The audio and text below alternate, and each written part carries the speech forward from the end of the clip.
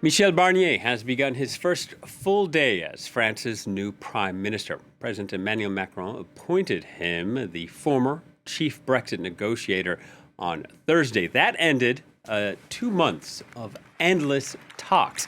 France's hung parliament is dominated by 3 minority blocs that are bitterly opposed. As Barnier took over from outgoing Gabriel Attal, he promised respect for all political forces. Take a listen. Ladies and gentlemen, this new page will also see changes and ruptures. Finally, we will need to listen carefully and show a great deal of respect, first and foremost. Respect between the government and parliament. Respect for all political forces, and I mean all the political forces represented here. And I'm going to start working on that this evening. Respect also for the social partners, the economic partners, and then for the local elected representatives who are part of this Republican fabric, which is to our credit and to their credit on the ground.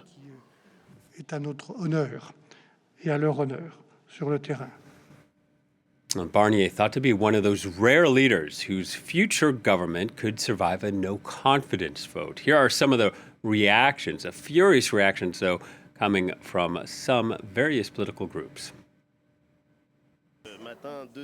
Major political figures rushed to TV and radio studios on Friday. On the left side of the political spectrum, they were eager to criticize the naming of Michel Barnier, a right-wing man, to the Prime Minister's position. I'd like to say that I am angry, like millions of French voters who feel betrayed by the president's decision. The leftist alliance got more votes than any other group, although they did not get a majority. Its leaders say they will bring a no-confidence vote to Parliament. I don't think anyone from the Socialist Party will join the government, I'm sure. On the right, though, Michel Barnier is likely to have a large choice of candidates for his cabinet, starting with his own, the Republicans' party. Its leaders met with Barnier to make sure he maintains a right-wing agenda, although centrist President Emmanuel Macron is still at the helm. Barnier's first challenge, remaining in power, keeping the far right from joining the left and striking down his cabinet. If it's not a cohabitation, but simply a continuity of what Emmanuel Macron has done, then we will be able to vote Barnier out. This threat from the far right means to many that the National Rally will try to pressure Barnier into passing its policies. Emmanuel Macron's party dismissed those concerns. When did you hear that Michel Barnier wants to invite a National Rally MP into his government? What Barnier did say and repeat as he took office is that he would respect all parties. Other potential candidates for the Prime Minister's post saw their bids collapse after refusing to work with the far right. Well, for more, we can speak to Professor Renaud Foucart from Lancaster University. Hello, and thank you for speaking to Paris Direct this Friday. What did you make of Michel Barnier's appointment as Prime Minister? Well, I think it's a strange day for France. It's not anti-democratic, so it will be a Prime Minister with likely a majority supported by the far right.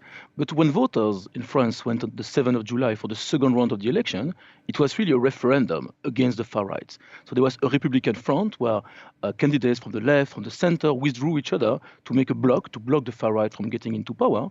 And the result of those consultations of Emmanuel Macron, his choice of nominating Michel Barnier, means that a lot of those people who were elected to block the far right will be de facto in charge of a government entirely dependent on the veto right of the far right. So this is a very strange moment for France. It is democratic, but it is definitely not the outcome that most people had seen as the result of the election, which was a defeat of the far right against the non-far right. And so looking forward, he still has a former government. Who do you expect to be in that cabinet?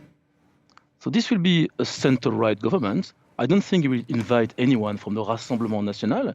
He will most likely follow what was his bid when he wanted to be president in the previous election, which is something that is very close, in fact, to the program of the Rassemblement National, so very tough on migration, but also something that is close to the traditional right on spending cuts, so putting the budget back on track by cutting public spending. But at the same time, at every point, we need to make the far right happy. So we need to find people in government that are not blocked by the far right, that do not make them angry. And of course, what you can expect is that the far right will use that power as much as they can. At any point, they can pull the trigger, meaning that they will do it when they find it convenient, as close, I guess, as possible to the next presidential election. But does that feel like that this national rally, the Rassemblement National, could be sort of holding the government hostage to set the agenda, to dictate policy, to get certain people on board the cabinet?